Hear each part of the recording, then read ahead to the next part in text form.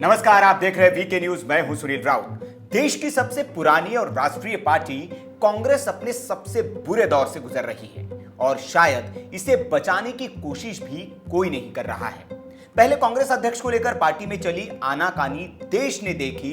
राहुल को पार्टी मनाती रही और वो जिम्मेदारी से भागते रहे। कई दिनों तक नए अध्यक्ष की खोज होती रही, लेकिन शायद पूरी पार्टी में कोई योग्य चेहरा मिला ही नहीं। इसलिए फिर से सोनिया गांधी को ही कुर्सी पर बिठा दिया गया।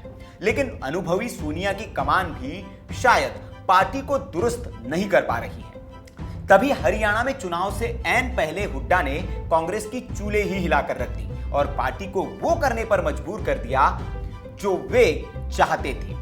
चुनाव में टिकट बंटवारे की बात करें तो यहां भी कांग्रेस मैनेजमेंट की कमी साफ देखी गई। हरियाणा कांग्रेस के पूर्व अध्यक्ष अशोक तंवर ने तो खुलेआम करोड़ों रुपए में कांग्रेस की टिकटें बेचे जाने का पार्टी पर आरोप लगा दिया। बात यही तक नहीं रुकी।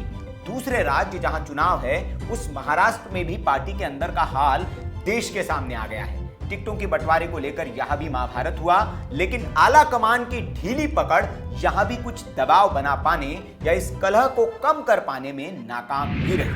मुंबई कांग्रेस के पूर्व अध्यक्ष और कांग्रेस के वफादारों की लिस्ट में शुमार संजय निरुपम ने तो कांग्रेस की पोल ही खोलकर रख दी है। संजय निरुपम ने कहा कि पार्टी के अंदर सिस्टमैटिक फॉल्ट हो गया है। अगर ऐसे ही चलता रहा तो कांग्रेस तबाह हो जाएगी।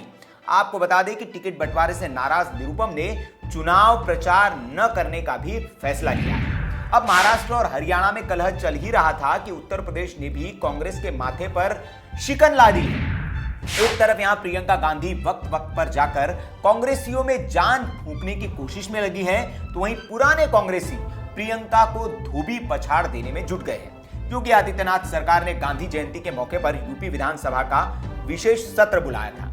इस सत्र का कांग्रेस की ओर से बहिष्कार का ऐलान किया गया था, लेकिन अपनी पार्टी के आदेश के बावजूद कांग्रेस के किले रायबरेली से विधायक अदिति सिंह ने सत्र में शामिल होकर न सिर्फ विकास के एजेंडे पर चर्चा की, बल्कि यूपी की योगी सरकार की तारीफ कर सबको हैरान भी कर दिया।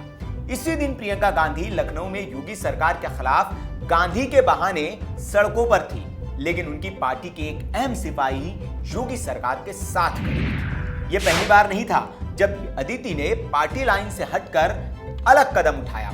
इससे पहले भी अदिति ने जम्मू कश्मीर से धारा 370 हटाने के केंद्र सरकार के फैसले का खुलकर समर्थन किया था। अदिति ने योगी आदित्यनाथ से अकेले में मुलाकात भी की, जिसके बाद उनके बीजेपी में जाने के कयास लगने लगे। कयास लग ही रहे थे कि सरकार ने एक दिन बाद ही उन्हें Y+ सिक्योरिटी देकर इन कयासों पर मुहर लगा दी।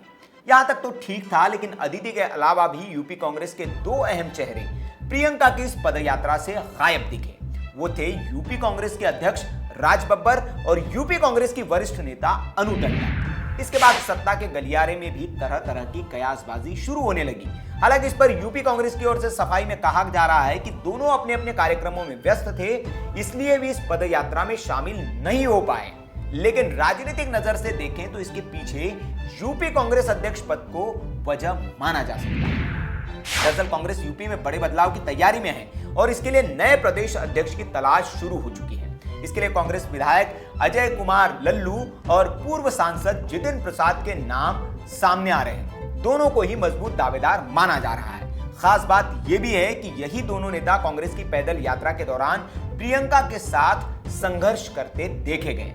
सोनभद्र नरसंहार के बाद प्रियंका गांधी के दौरे के पीछे कुशीनगर से विधायक अजय कुमार लल्लू की बड़ी भूमिका मानी जाती है। पिछले दिनों अजय कुमार लल्लू का नाम अध्यक्ष पद के लिए बिल्कुल तय माना जा रहा था, लेकिन ऐन मौके पर पार्टी हाईकमान की ओर से इस फैसले पर रोक लगा दी गई थी। डूबती हुई कांग्रेस और जहाज छोड़कर भागते कांग्रेसी दोनों ही सोनिया गांधी के सामने बड़ी चुनौती है।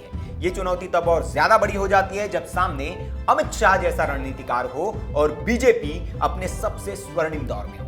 क्या कांग्रेस भी फिर से पहले की तरह उठकर पुनः जीवित हो पाएगी या ये वाकई उसका अंतिम समय है? आपकी इस पर क्या राय है? कमेंट बॉक्स में हमें बता सकते हैं। वीडियो अगर आपको अच्छा लगा हो तो इसे लाइक करें, शेयर करें और ऐसी पॉलिटिकल जगत से जुड़ी खबरों के लिए हमारे चैनल को सब्सक्राइब कर लीजिए। देखते रहिए वीके न्यूज। शुक्रिया।